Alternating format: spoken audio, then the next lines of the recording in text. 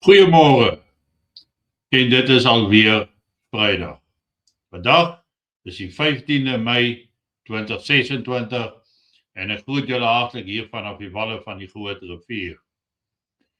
Ons het al baie gepraat oor die belangrikheid van internasionale gebeure en die uitwerking wat dit op die res van die wêreld het. En ek dink 'n baie belangrike besoek wat nou plaasvind is die besoek van die Trump-administrasie aan China, waar president Donald Trump dan ook met president Xi Jinping vergaderings het en Trump het gegaan met 'n hele span van mense agter hom en dis groot sakemanne. Elon Musk is daar so.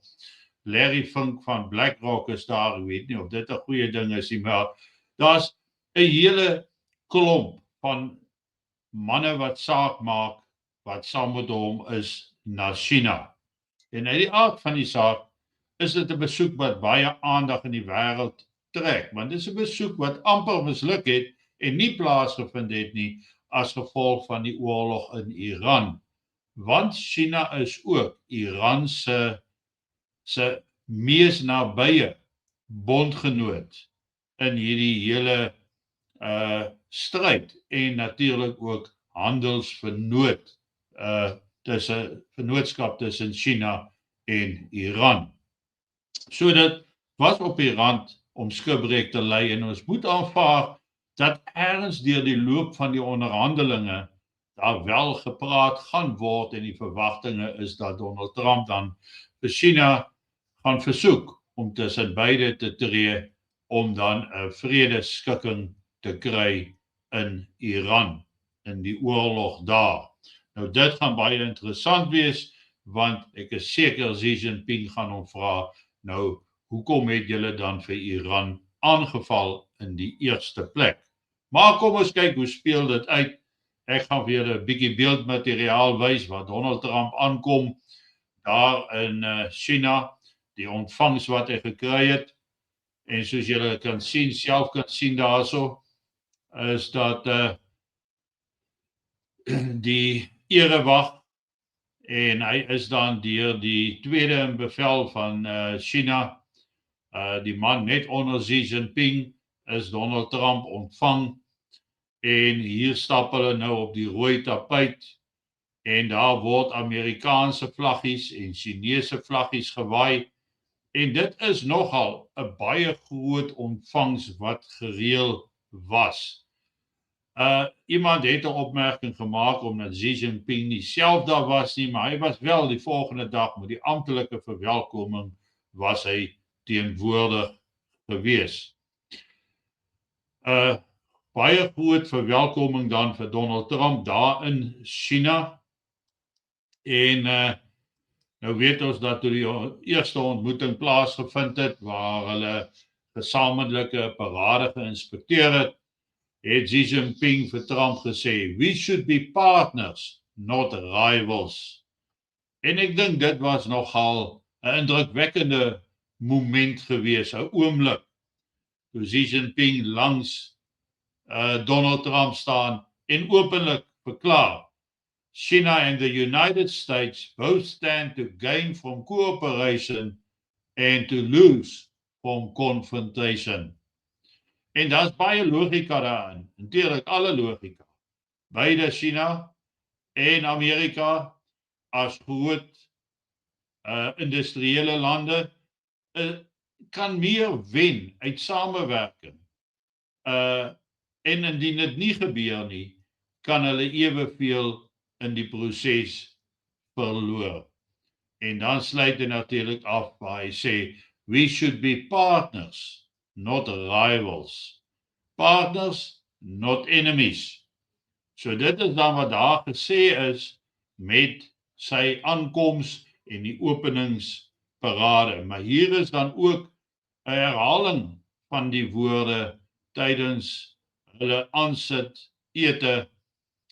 Ek weet ook nie of dit 'n ete was of 'n konferensie was nie, maar waar hulle begin praat het. Nou goed, hierdie onderhandelinge is nog steeds aan die gang. So ons gaan nie nou al die uitslag hê daarvan nie, maar dit is tog belangrik dat ons aandag gee aan hierdie tipe van dinge. Is good for the world. China and the United States both stand to gain from cooperation and lose from confrontation. We should be partners, not rivals. We should help each other succeed and prosper together and find the right way for major countries to get along well with each other in the new era.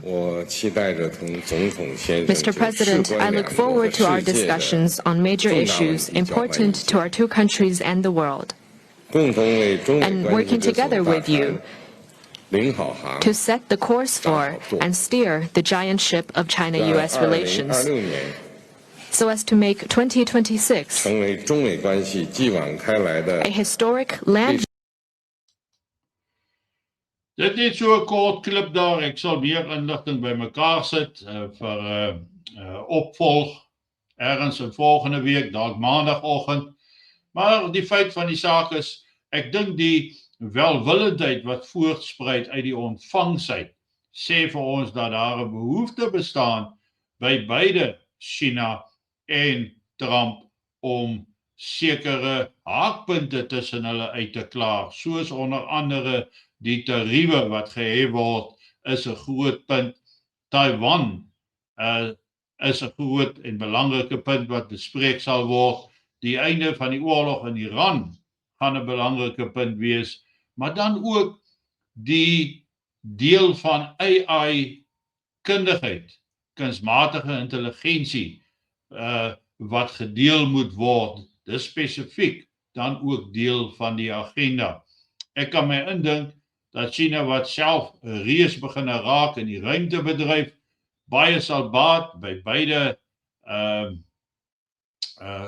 fasette van Elon Musk met die SpaceX en dan met Tesla en ook dan nou met die OpenAI en ander geleenthede wat homself gaan voordoen. So, dit is belangrik vir ons dat daar goeie verhoudinge moet heers, dat vrede vooropgestel word, want indien hierdie samesprekings tot niks gaan lei nie, gaan ons situasie versleg of dan die potensiële beslegtende wêreldomstandighede as gevolg daarvan kan nadelig wees by elkeen van ons, ook hier in Suid-Afrika. Intussen is daar nog berigte wat inkom oor vloede, vloedskade, oor die samesprekings tussen met die konferensie daar met BlackRock se leiersgroep tans en baie dinge aan die gebeur. Maar dit sê vir ons dat ons nie aan die slaap gevang moet word nie, maar dat ons deurgangs bewus en wakker moet wees en besef wat om ons in die wêreld en in Suid-Afrika aan die gang is, op alle vlakke en alle terreine. Die hele kwessie van daar om infrastruktuur ontwikkelings in te belê tydens hierdie BlackRock konferensie, dit sê vir ons en dit kom op 'n snaakse tyd. Dit kom juis waar ons met al hierdie infrastruktuurbeskadiging staan as gevolg van die ewige vloede, boonbehalwe die normale gang van verval. Maar dis naweek, geniet vanoggend jou kondensmelk koffie en onthou, ek is dan maandagoggend weer terug by julle en ek sal so 'n paar heruitsendings oor die naweek ook doen, net vir die van julle wat gemis het en wat belangstel om daarom Saterdag en Sondag ook iets te hoor of te luister. Mooi loop, lekker dag.